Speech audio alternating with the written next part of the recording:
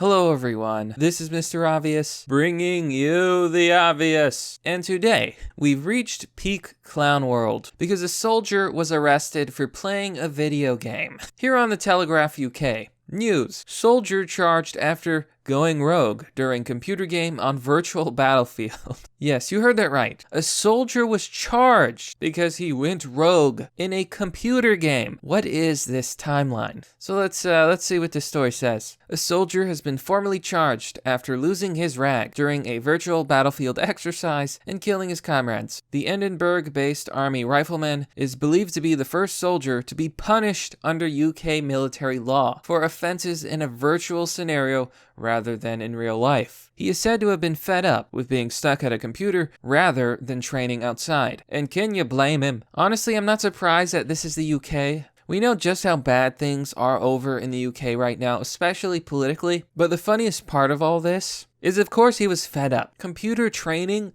like fighting in a virtual world, doesn't make you good in real life. I'm sorry, but we're not at that level of technology yet. Maybe someday, when we have virtual reality and you can actually upload like a dream and everything you do in the virtual world is actually mirrored in the real world, or at least muscle impulses or something, but you're never actually going to obtain the real skill from actual combat training. If you train in a virtual world, maybe you get some coordination down, maybe you get some memory of how to do things, but you know what you're not going to get? Muscle memory, actual physical conditioning. You're not going to become stronger. You're not going to be able to actually be used to things. It's fake, and your brain probably knows it's fake, and when you know it's fake, it's not real training. I have to wonder what boomers came up with this virtual reality training to begin with. A source from the 3rd Battalion, the Rifles, told the Mail on Sunday, "We spent 2 weeks in front of laptops pretending we were in a real hostile urban environment. I'd challenge anyone to take it seriously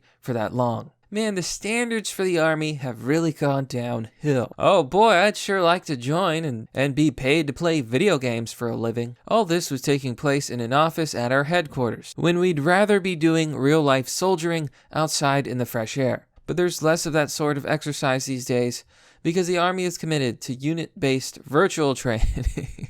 Just when you think the UK couldn't get any more cucked and any more pathetic, their own soldiers have become NEETs by force. They're not allowed to actually get any physical training. They're not allowed to go outside. What do you think's going to happen when you deploy the army and none of them are actually used to an actual combat situation and they don't have the physical strength because they didn't do any exercises outside? They're going to crumble. What happens when the sunlight is too bright for their eyes? They're going to get shot. They're absolutely not going to be able to handle real combat situations. What you do is run simulations. I've seen them myself. Usually the army, at least this is how it goes in America, the army will build sets like outside. They'll make it look like the area. Let's say it's an Iraq simulation.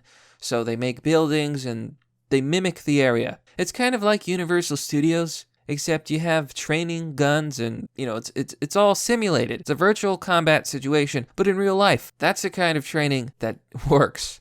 And it works a lot better than the virtual stuff. What are these guys thinking? Do they even have virtual game guns where they can actually point and shoot? Video games don't even have the same level of depth, perception, and field of vision as we do in real life. That's the whole square screen conundrum. I'm sure those of you that play video games know exactly what I'm talking about. This is insanity. We were supposed to imagine we were traveling in armored vehicles through a really hostile built-up area. One of the lads just lost his rag and opened fire, as it were, killing the soldier next to him. He then drove down the street, deliberately smashing into cars. It's safe to say the officers in our battalion did not find it as funny as we did.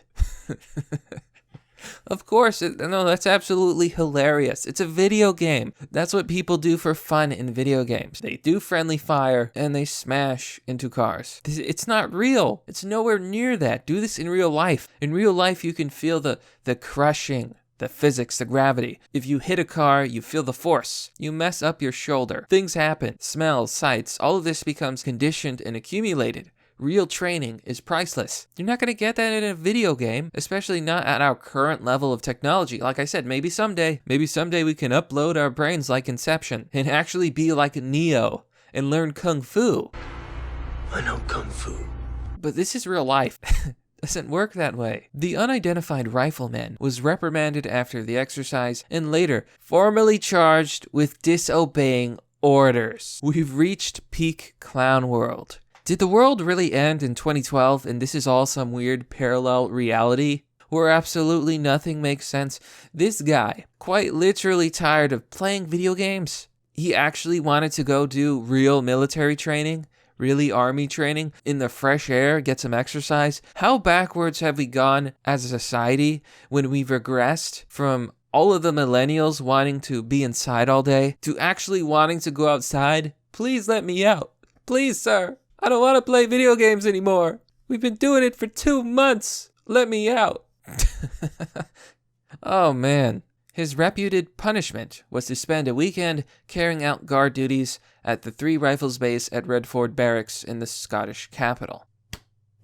Well, that's what he wanted, though. At least now he's in the fresh air. I mean, even standing guard is going to be better training than the Army's video game training. A Ministry Defense spokesperson said, "We take the training of our service personnel very seriously."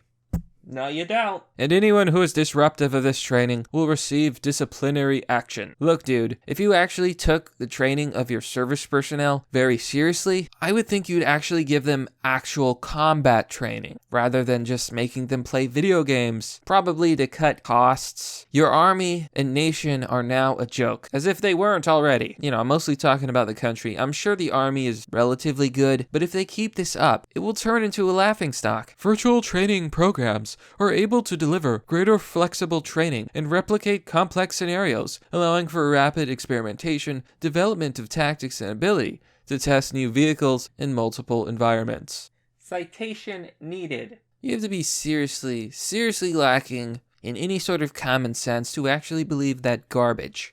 Yeah, scenarios and simulations have their place, but the last time I checked, the Army probably doesn't have supercomputers actually able to run simulations. And even if you did, how can you truly account for strategy? Almost all video games, almost all pieces of codings have quirks, and they're limited by the AI, they're limited by what's put in. Real life is not that way. In real life, anything could happen. The best way to learn strategy and tactics is to actually pit teams against each other in real life and simulate real combat situations. You could have one team playing the terrorists, one team playing the soldiers, and then you give them objectives, maybe these slightly differ, and then they both go against each other in real life. That's good training. This is being paid to play video games, and it sucks because it's the same video game. And the Army probably doesn't even have a real video game. It's like a very limited simulation. It's got to be boring as shit.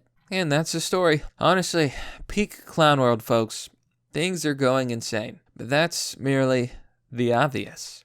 Well, that's all for now, folks. If you like this video, let me know what you think about this story. Do you agree with this virtual training? Do you blame this poor soldier for losing his mind? Be sure to let me know. If you would like to support the channel, you can do so on Patreon, Subscribestar, or through PayPal. This has been Mr. Obvious, and I'll see you all next time.